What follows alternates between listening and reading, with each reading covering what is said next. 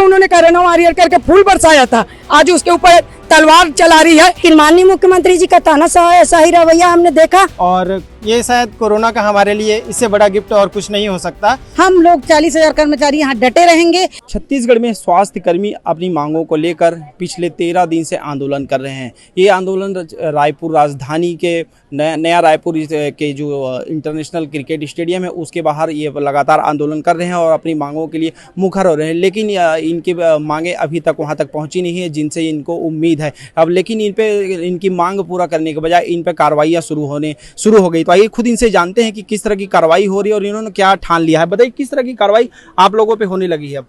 बर्खास्ती, निलंबन, FIR इस प्रकार की कार्रवाई हम लोग के ऊपर होने लगी है ना, जिसकी हम कड़ी निंदा करते हैं, क्योंकि हम 21 तारीख से अनिश्चितकालीन हड़ताल पे बैठे हुए हैं।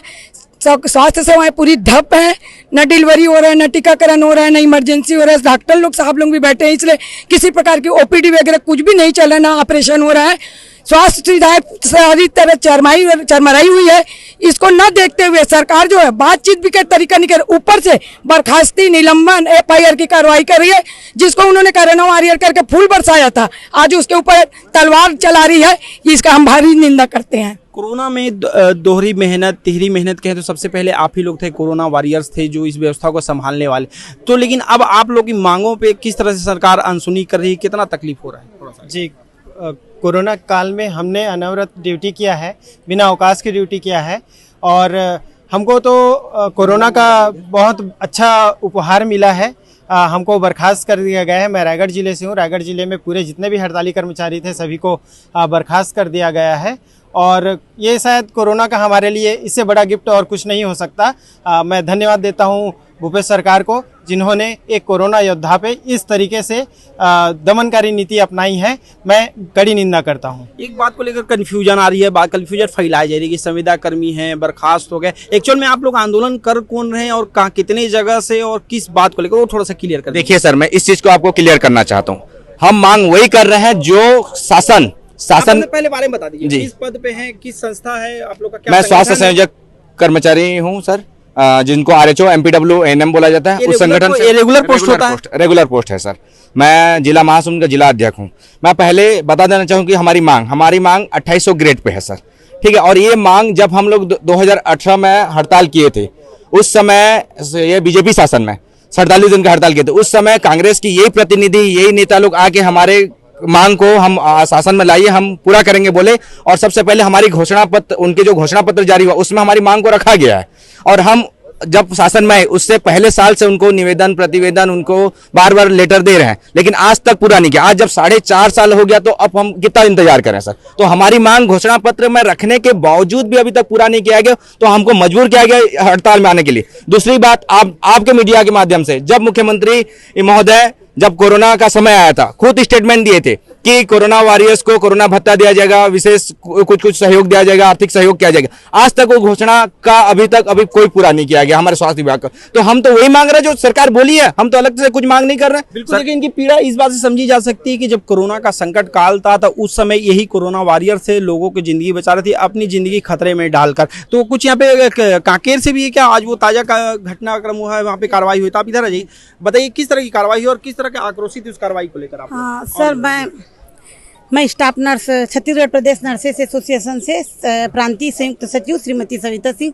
सर, हमारे कांकेर में 568 स्वास्थ्य कर्मियों को बर्खास्त कर दिया गया है और अन्य जिलों में भी बर्खास्तगी का प्रोसेस चालू हो चुका है। और सर, ये जो मौजूदा शासन है ये अपनी दमनकारी नीति अपना रही है, जिससे हम जो स्वास्थ्य कर्मी हैं बिल्कुल भी डरने वाले नहीं हैं, क्योंकि यहाँ पर इस जो बर्खास्तगी के कारण आज हमारा पंडाल पूरे 40,000 स्वास्थ्य कर्मियों से पूरा भरा हुआ है। इसमें हमारे पूरे RHO, डॉक्टर्स, स्टाफ नर्सेस जितने भी हमारे संगठन के हैं पूरे, जब तक कि हमारे बर्खास्तगी जितने भी स्वास्थ्य कर्मचारी हैं उनका बहाली नहीं हो जाता, हमारी मांगों पर विचार नहीं हो जाता, हम लोग 40,000 कर्मचारी यहाँ डटे रहेंगे। और हम शासन से यही कहना चाहते हैं कि वो हम लोगों के ऊपर ऐसी दमनकारी नीति ना अपनाए, बल्कि हमसे बात करे और हमारी मांगों पर विचार करे। क्योंकि कितने दिनों से आप लोग का आंदोलन चल रहा है? इस आंदोलन के बीच कोई बातचीत का प्रस्ताव कोई बीच में आप लोगों के बीच में आया, आप लोगों को मध्यस्थता कराने के लिए? सर आज हमको 21 तारीख से हम आंदोलनरत हैं, अनिश्चितकालीन चल रहा है। मध्यस्थता के लिए हम चाहते थे कि माननीय मुख्यमंत्री जी अपना कोई व्यक्ति भेजें या स्वयं आकर के हमको यहाँ से आंदोलन को तुड़वा के ले जाएं, लेकिन माननीय मुख्यमंत्री जी का तानाशाही रवैया हमने देखा। हमारे हजारों कर्मचारियों को जगदलपुर जिला, बस्तर जिला से लेकर के हमारे कांकेर जिला के 568 कर्मचारी ऐसे करके बर्खास्त और अनेकों हमारे अधिकारियों को FIR दर्ज कराना, ऐसा जो है उनका दमनकारी नीति से सारे लोग आक्रोशित हैं और 5 सूत्री मांगों को लेकर यहाँ बैठे हुए हैं। ये वही मांग है जब 2018 में जब उन्होंने घोषणा पत्र बनाया था माननीय मुख्यमंत्री जी, तो 9वें क्रम पर लिखे थे कि स्वास्थ्य विभाग के कर्मचारी अधिकारी को वेतन विसंगति दूर करते हुए वेतनमान बढ़ाया जाएगा। उनके घोषणा पत्र का ये वादा अभी तक लंबित है। पत्र की बात चल रही थी उस समय सरकार बीजेपी की थी और ये कांग्रेस जो वादा की बात कर रहे हैं वो विपक्ष में बैठी कांग्रेस थी। तो अब क्या आपको लगता है कि विपक्ष में भाजपा है वो भी अब ये बातें कह रही है कि जो भी बातें हैं वो पूरी की जाएगा? तो अब भरोसा है कि दूसरी सरकार आएगी तो आप लोग की मांगे पूरी हो जाएगी? सर हमको तो बीजेपी के सरकार पर भी हम भरोसा करके बैठे थे। उस समय 2018 में बीजेपी की सरकार थी, उसने 18 दिनों का नर्सेस के आंदोलन में उन्होंने जेल में डाला। कड़ी यातनाएं नर्सों ने सही, फिर भी आज तक कमेटी की अनुशंसा 3 महीने लागू करने का था, आज तक लागू नहीं हुआ।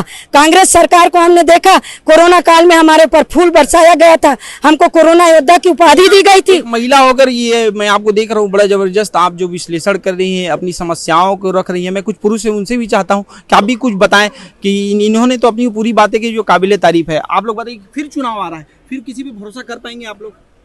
देखिए जी देखिए 2018 से पहले जो है बीजेपी की शासन थी और उस समय जो है नर्सेस को जो है जेल में डाला गया था, लेकिन और उस समय कमेटी जो है गठित किया गया था, पिंगुआ कमेटी, जिसमें उस अनुशंसा को लागू करना था। और माननीय भूपेश बघेल जी खुद आए हुए थे नर्सेस के पास में और उन्होंने कहा था कि हम अपने इस वादे को पूरा करेंगे सर।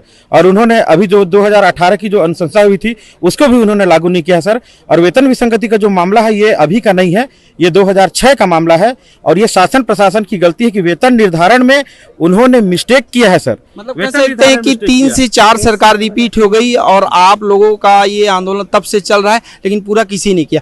फिर चुनाव आ रहा है, कुछ ही महीने का वक्त है, किस पे भरोसा है? एक लाइन में किस पे भरोसा है?